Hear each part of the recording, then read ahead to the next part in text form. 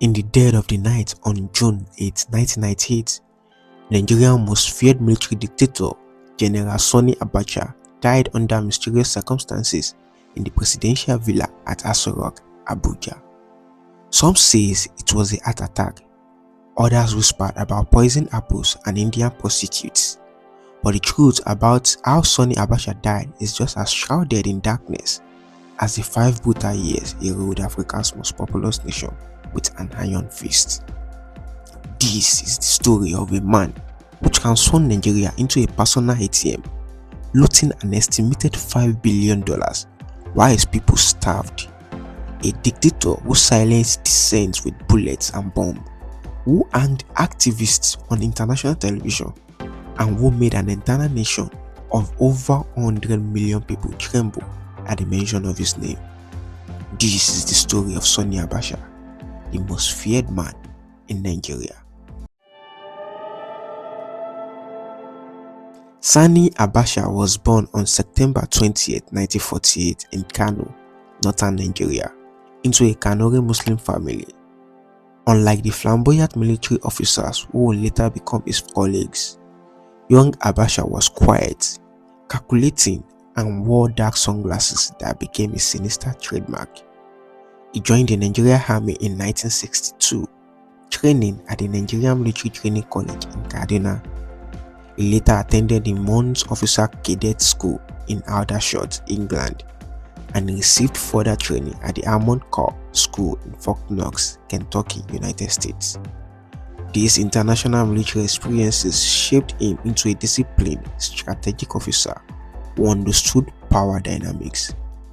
By the 1970s, Abacha had steadily climbed the military ranks, but it wasn't his battlefield prowess that made him powerful. It was his talent for coups. On July 29, 1975, he played a crucial role in the military coup that overthrew General Yakubu Gowon. While Gowon was attending an Organization of African Unity Summit in Uganda, Brigadier Murtala Muhammad became the new head of state, and Abacha's reputation as a coup specialist was born.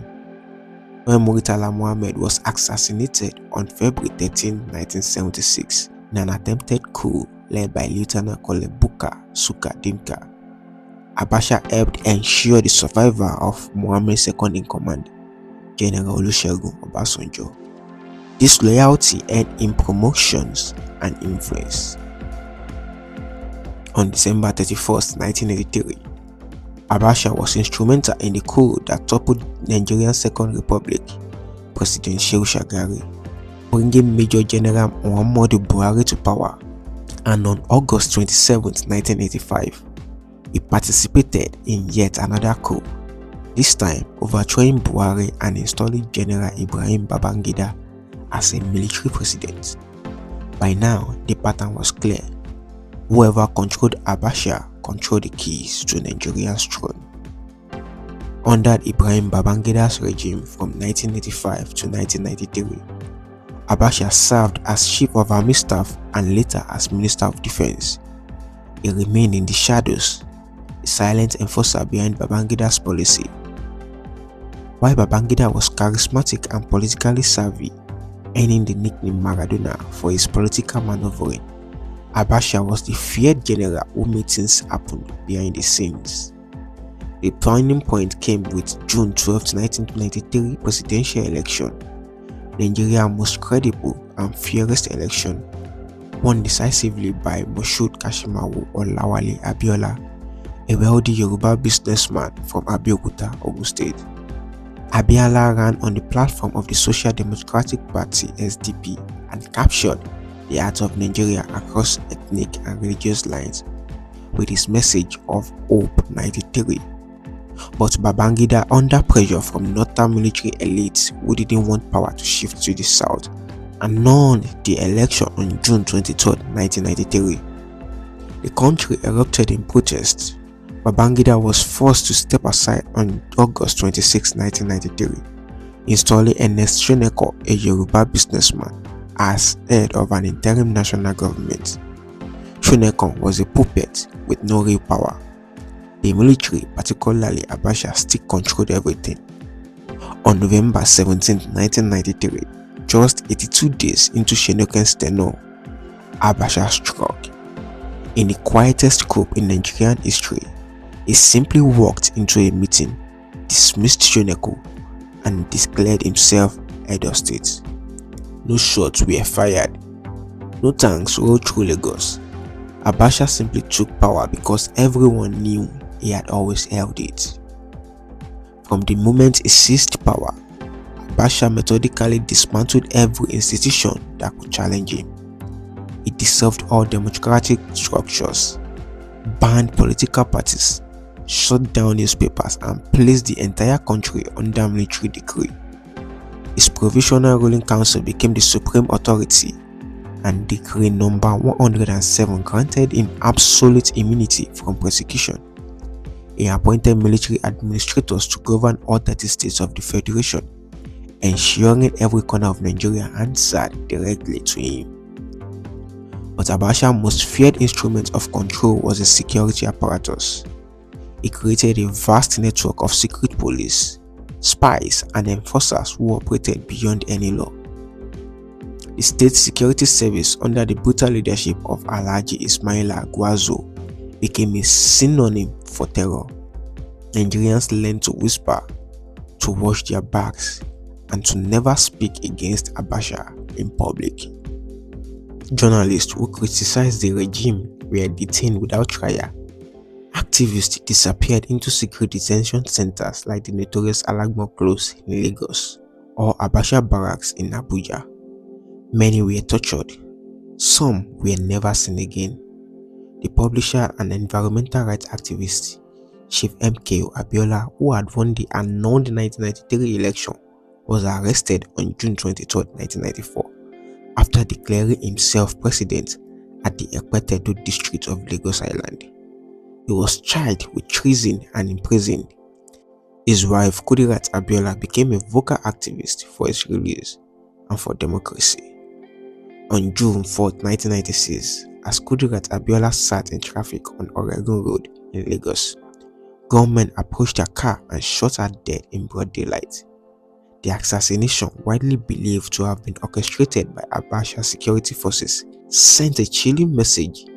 No one was saved, not even the wife of Nigeria's elected president. Perhaps Abacha's most internationally condemned act was the execution of the Ogoni Nine.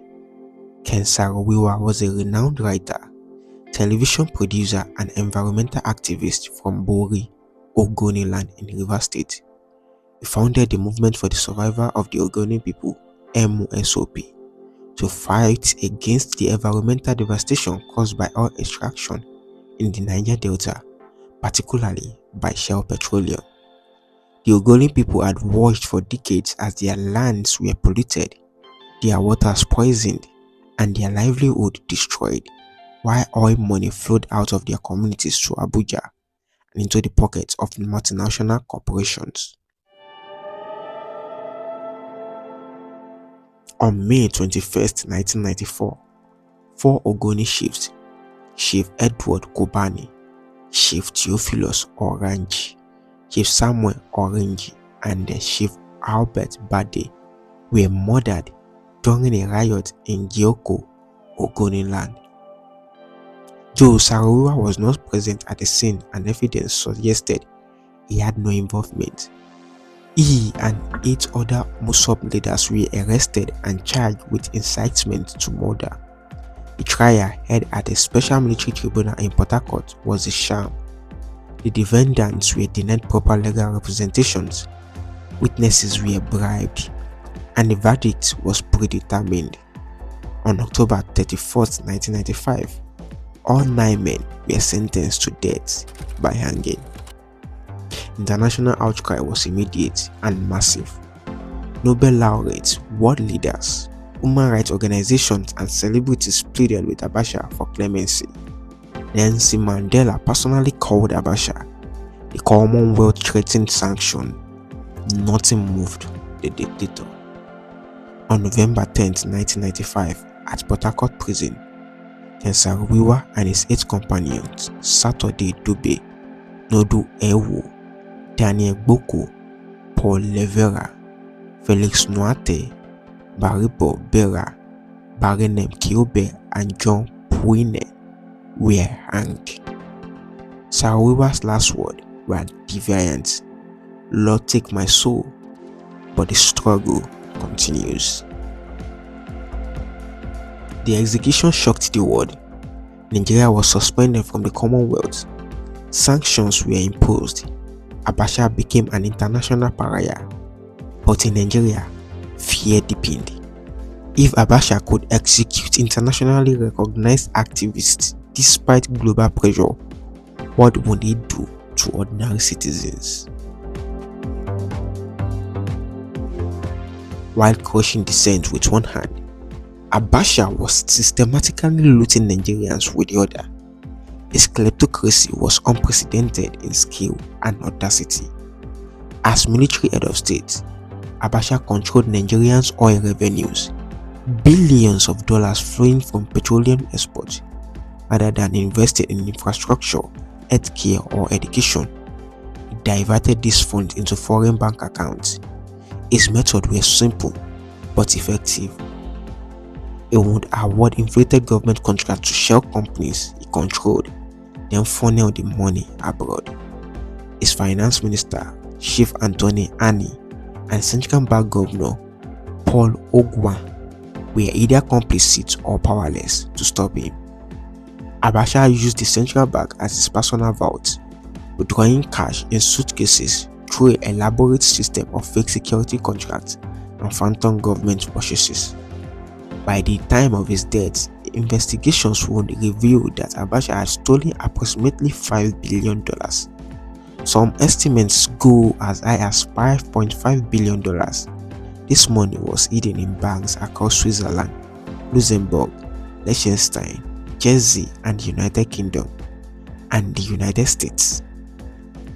His family lived in obscene luxury, while ordinary Nigerians suffered.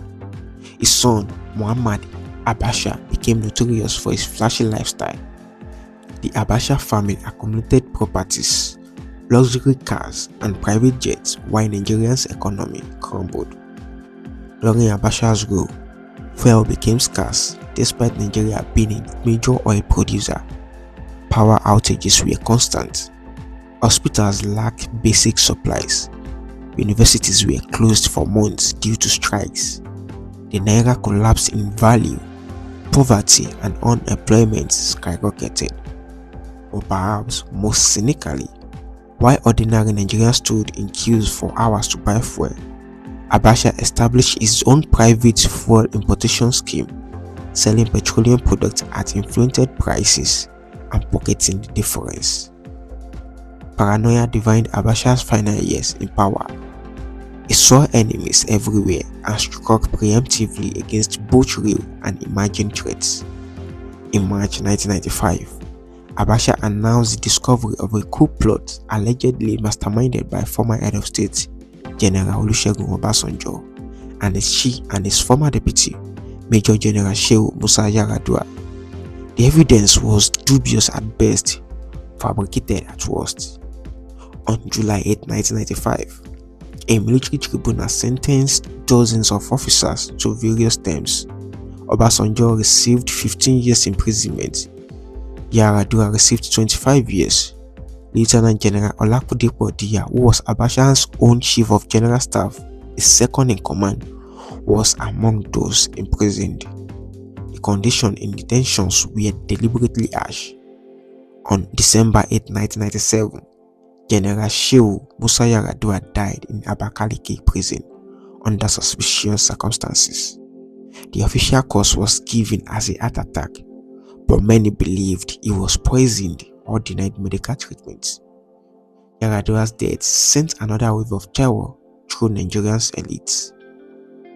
Then in December 1997, Abacha announced yet another coup plot, this time implicating his own deputy, Lieutenant General Oladipo Diya, along with other senior officers including Major General Abdulkarim Adisa and over 40 others. Diya was arrested on December 21, 1997. The trial was swift and brutal. On April 28, 1998, a military tribunal sentenced Dia and 5 others to death by firing squad. The executions were scheduled, but then something unexpected happened. International pressure mounted once again, but more importantly, Abacha was planning something that required a veneer of legitimacy. He wanted to transform from military dictator to civilian president. By 1998, Abacha had orchestrated what he believed would be his masterpiece, a transition to civilian rule with himself as the civilian president. It was a brazen self-succession plan. He created 5 political parties: the United Nigerian Congress Party (UNCP), the Committee for National Consensus (CNC), the Democratic Party of Nigeria (DPN), and the Grassroots Democratic Movement (GDM), and the National Center Party of Nigeria (NCP). All 5 parties, in an orchestrated charade, adopted Sani Abacha as their sole presidential candidate. The abduction rallies were held across Nigeria in April and May 1998, with millions of naira spent on transportation, food, and fabricated crowds. Youths were paid to wear Abacha 98 shirts and chant slogans. It was a farce that fooled no one, but Abacha didn't care. With the military, security services, and state resources under his control, who could stop him? Then on June 8, 1998, everything changed. That evening, Abacha was at the presidential villa in Aso Rock, Abuja. According to official accounts, he died suddenly of a heart attack. He was 54 years old. But immediately, rumors spread like wildfire. Some said he had been with Indian prostitutes who had been flown into the country. Others claimed he had been poisoned, perhaps by apple, as one popular theory suggested. There were whispers that his own inner circle had eliminated him, fearing he would rule forever and eventually purge them too. His death was announced on June 9, 1988 by his Chief of General Staff, Major General Sani Abacha, who immediately assumed power. Within hours, Abacha's body was buried in Kano according to Islamic tradition, before any independent autopsy could be conducted. The circumstances remains murky to this day. What is certain is that Nigerian collectively exhaled. The nightmare was over. Sani Abacha ruled Nigeria for exactly 4 years, 6 months and 22 days. And in that brief period, he became the most feared man in the nation's history. His successor, General Sani Abacha, quickly initiated a transition to democracy. Political prisoners, including Olusegun Obasanjo, were released.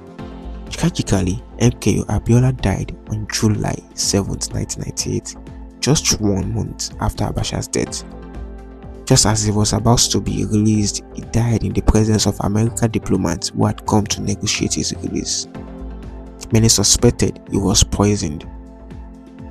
Since 1999, successive Nigerian governments have been recovering Abacha's stolen wealth. Switzerland has returned over $1 billion. The United States, UK, and other countries continue to repatriate funds, but much remains hidden. Abacha's family has never been prosecuted. His son Mohammed was briefly arrested but never tried. The Abacha name still carries weight in northern Nigerian politics. Today, Nigeria remembers Abacha as a cautionary tale, a reminder of what happens when one man accumulates absolute power without accountability. His dark sunglasses became a symbol of blind dictatorship. His silence represented the silence of an entire nation. Sani Abacha was the most feared man in Nigeria, and though he's been dead for over 2 decades, his ghost still haunts the nation's political consciousness, a grim reminder that democracy is fragile and must be constantly defended.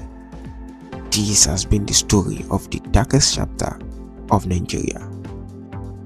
Kindly subscribe for more deep in-depths into African history and politics, and remember, those who forget history are condemned to repeat it.